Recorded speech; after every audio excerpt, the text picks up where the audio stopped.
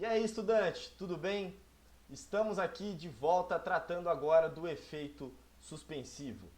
Nessa aula nós iremos tratar alguns aspectos gerais e introdutórios aqui do efeito suspensivo, que é muito importante o seu aprendizado, tá bom? Então vamos entender como que funciona tal efeito. Olha só, a doutrina diz o seguinte pra gente.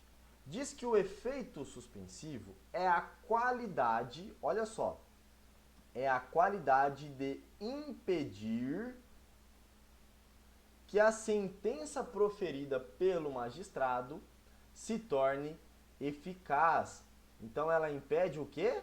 Impede que a sentença judicial se torne eficaz. Então é isso que é o nosso efeito suspensivo. Esse impedimento, ele é ad eternum?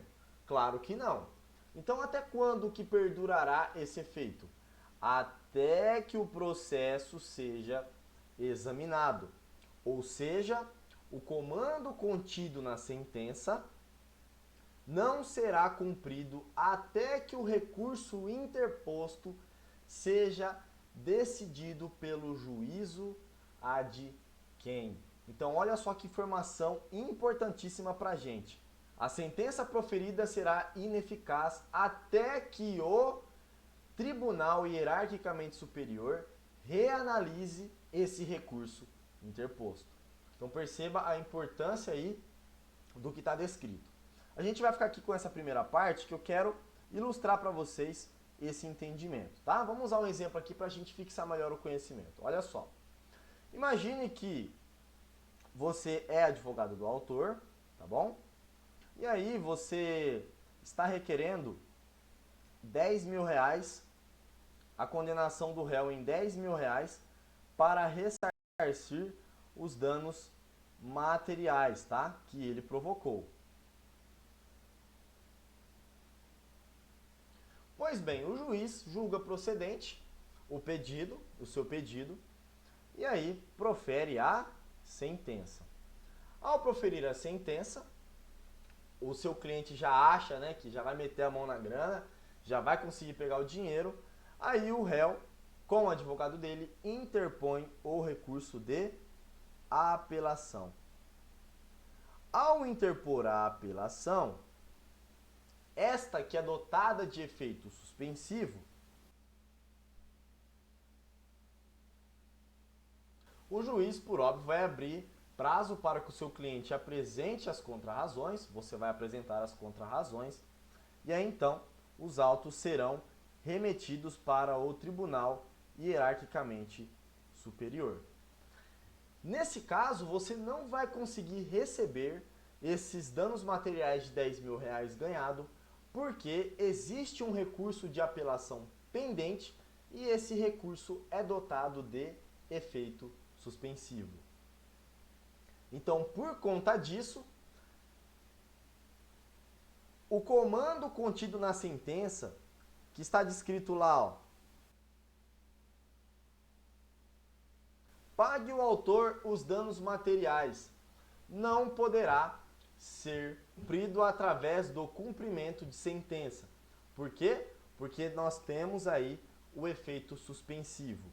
E esse comando ele só poderá ser utilizado após os desembargadores proferir o seu acórdão e que este acórdão seja favorável ao seu cliente ou caso de rejeição do recurso do réu por falta aí de algum dos requisitos intrínsecos ou extrínsecos que vocês já aprenderam.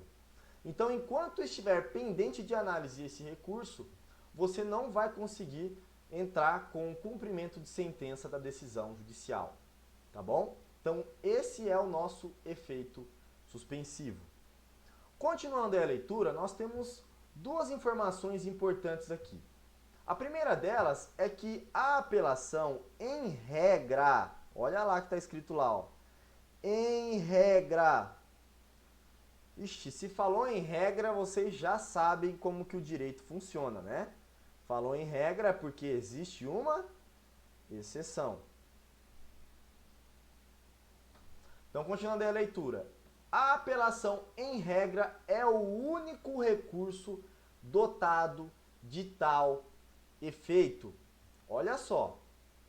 Mas, por outro lado, o legislador permitiu que o relator, olha o relator aqui, ó. Relator estenda o mesmo efeito para outros recursos. Então perceba aí, ó, duas informações. A primeira é que, em regra, o recurso de apelação é dotado de efeito suspensivo. E a segunda informação é que esse efeito suspensivo ele pode ser estendido para outros recursos, tá bom? Então a gente vai visualizar agora como que funciona aqui essa exceção da regra da apelação. Olha só, nós temos aí a regra que deriva do artigo 1012 do nosso Código de Processo Civil. Vou deixar aí na apostila para você e vou fazer a leitura aqui no meu pequeno Código de Processo Civil. Olha só, o legislador ele foi bem sucinto. Ele disse o seguinte: a apelação terá efeito suspensivo. Ponto. Ele foi claro, foi direto no alvo. E é isso. É a regra legislativa. Então, a apelação, em regra, terá o efeito suspensivo. Mas cabe ressaltar que existem casos em que a apelação ela não terá o efeito suspensivo. Qual será esse caso? Olha só, é o caso do parágrafo 1º do artigo 1012, que diz o seguinte: além de outras hipóteses previstas em lei, que não vai estar aqui no processo civil, começa a produzir o efeito imediatamente após a sua publicação a sentença que, atente-se aos incisos, homologa a divisão ou demarcação de terras, condena a pagar alimentos, extingue sem resolução do mérito ou julga improcedentes os embargos do executado, julga procedente o pedido de instituição de arbitragem, confirma, concede ou revoga tutela provisória e, por fim, decreta a interdição.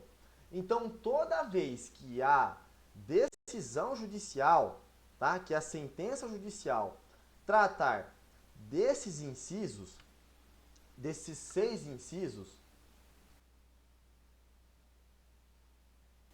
não haverá o efeito suspensivo, tá? Isso aqui é muito importante para você. Se você já assistiu o aulão que eu fiz já lá no YouTube, você sabe muito bem que no finalzinho do aulão eu deixei uma pergunta bem basiquinha para vocês. Nos casos de ação de alimento, em que a parte contrária, ou seja, o pai da criança, ou que seja a mãe, né, que esteja sofrendo um processo aí de alimentos, que interpõe um recurso, a parte já pode executar aí esse capítulo da decisão judicial que trata dos alimentos? A resposta é sim, porque não haverá o efeito suspensivo, conforme vocês leram aqui comigo no parágrafo 1º do artigo 1012, tá bom? Então essa é a nossa primeira informação importante que nós temos aqui no efeito suspensivo. A segunda é que o efeito suspensivo ele pode ter uma atribuição excepcional, que é aquela que o relator concede. E por óbvio eu vou trazer para vocês quais são os recursos que a lei permite que o relator faça isso. Primeiro deles aí, agravo de instrumento, artigo 1019, inciso 1. Olha lá, poderá atribuir efeito suspensivo ao recurso ou deferir, em antecipação de tutela total ou parcialmente a pretensão recursal, comunicando ao juiz sua decisão. Quem que poderá fazer isso? Vamos ler lá no caput do 1019. Recebido o agravo de instrumento do tribunal e distribuído imediatamente, se não for o caso de aplicação do 932, inciso 3 e 4, o relator, então o relator, olha só, o relator poderá conceder o efeito suspensivo. O próprio legislador estabeleceu, o próprio legislador permitiu, tá? A mesma coisa acontece com os embargos de declaração. Olha só o artigo 1026. Os embargos de declaração não possuem efeito suspensivo e interrompem o prazo para a interposição do recurso. Essa é a regra. Olha aqui. A eficácia da decisão monocrática ou colegiada poderá ser suspensa pelo respectivo juiz ou relator se demonstrada a probabilidade de provimento do recurso ou, sendo relevante, a fundamentação se houver risco de dano grave ou de difícil reparação. Então, se houver risco de dano grave e difícil reparação, o relator pode sim conceder aí efeito suspensivo nos embargos de declaração. E aí nós temos também o recurso especial, recurso extraordinário e embargos de divergência, que também pode ser concedido efeito suspensivo. Professor, onde está descrito isso? Olha só, artigo 1029, parágrafo 5º do nosso Código de Processo Civil. Beleza? Então a gente encerra aqui essa nossa primeira aula do efeito suspensivo, entendendo aí os aspectos gerais.